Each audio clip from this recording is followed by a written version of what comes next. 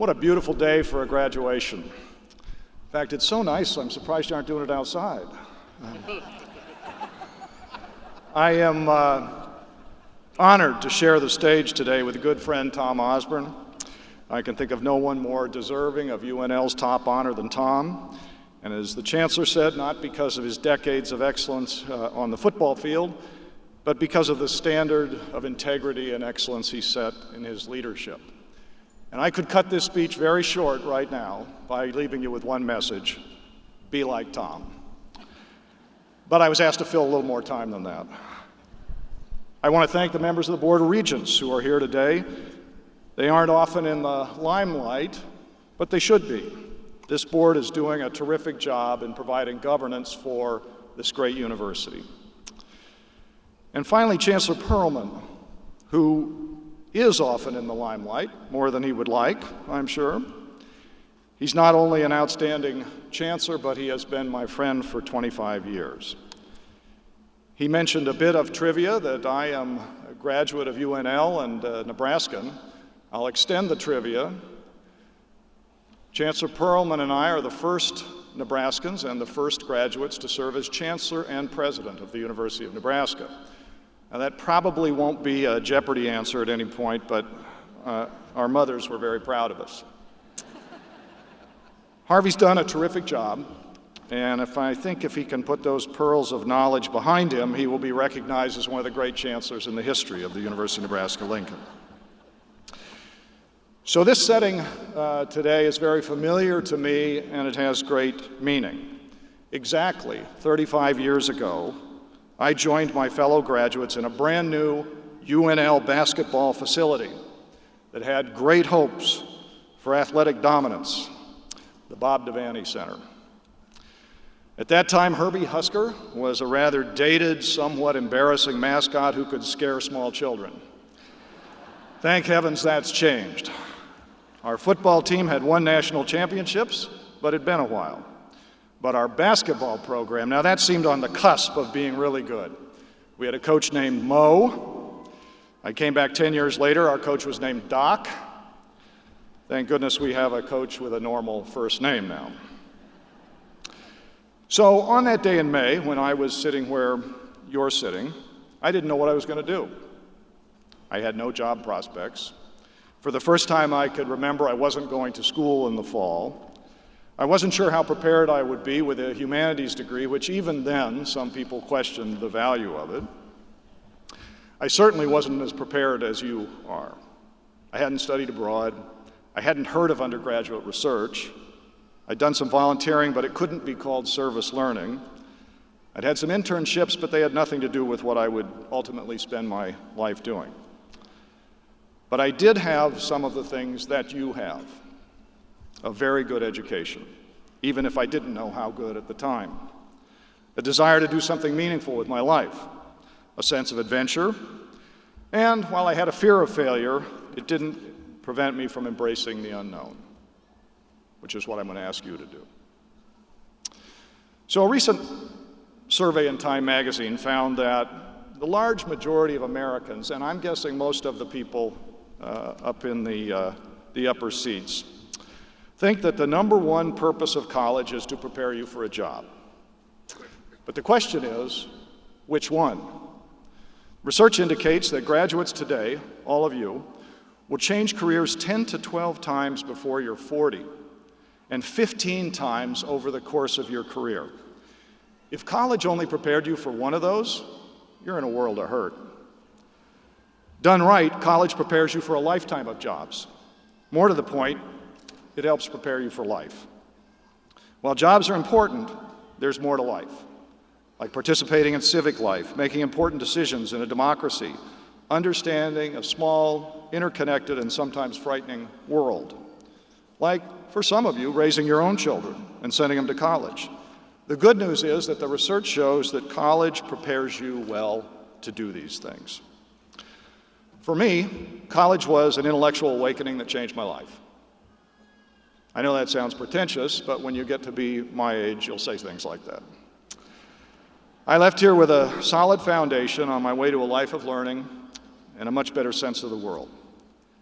Today, UNL invites students to start your story, and that's what you've done. The point of college, though, cannot simply be to prepare you for an entry-level job as an accountant, a teacher, an engineer, as important as that is. What it must do is prepare you to grow, to learn, to struggle with tough problems, to build on knowledge gains and lessons learned, and continue writing and revising your own story. Steve Jobs said, "You can't connect the dots looking forward, you can only connect them looking backwards." So I'm not going to give you advice on your career or how to connect the dots or your journey. A lot of you are anxious to get started, your career, you make your mark, pursue your passion, and that's great. But it's worth noting that many of the most successful people in the world, when they've been in the spot that I'm in, have given advice not on the intellectual aspects of their success, not on how education prepared them for their careers, but on the emotional side. The role of things like courage and humility and kindness and love, and the role that they should play. So I'm going to give you, based on the thousands of these speeches that are given every season, my greatest hits list of what I think focuses on that important message of the emotional side and those qualities that will allow you to have a full life.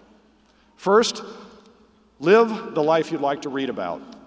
In a recent TED Talk, New York Times columnist David Brooks talked about the battle that goes on within each of us between our ambitious self and our humble self. The former builds on our strengths. The latter, we fight our weaknesses. What he challenged the audience to do is good advice for every graduate.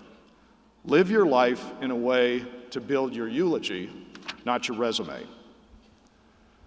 Second, overcome your fears. Back to Steve Jobs. He told students, graduates at Stanford, to do what you love to do and never settle. In 2002, he was diagnosed with pancreatic cancer, and for a short time he thought he had only a few months to live. He learned then that he had a form of cancer that could be treated with surgery. And soon after that, he spoke at Stanford's Commencement. His message was, your time is limited, so don't waste it living someone else's life. Don't let the noise of others' opinions drown out your own inner voice. And most important, have the courage to follow your heart and intuition. They somehow already know what you truly want to become. Everything else is secondary. Third, be nice. I saw this week the new tagline for the state of Nebraska is Nebraska Nice, so it should be second nature for all of you. But there was a speech by George Saunders at Syracuse last year at their commencement that has gone viral, where his message was simply to be kind. He said, what I regret most in my life are the failures of kindness. Maybe a little facile, certainly hard to implement, but I'd say as a goal in life, you could do worse than try to be kinder. His words resonated when I was packing last week to move, and I came across a yellowed clipping from my grandfather that he saved over 50 years ago. Lines from an Australian poet, Adam Lindsay Gordon. It goes like this.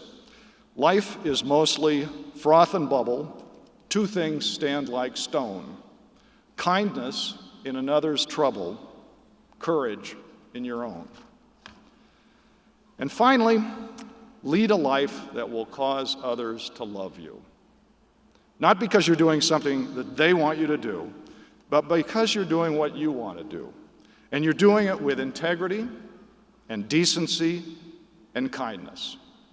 You can pursue whatever you want and do it in a way that accomplishes this, and you'll be happier for it. As your fellow alumnus, Warren Buffett, said, when you get to be my age, you measure your success in life by how many of the people you want to have love you actually love you. That's the ultimate test of how you've lived your life. Now, there's only so much any university can do to prepare its students for success in life.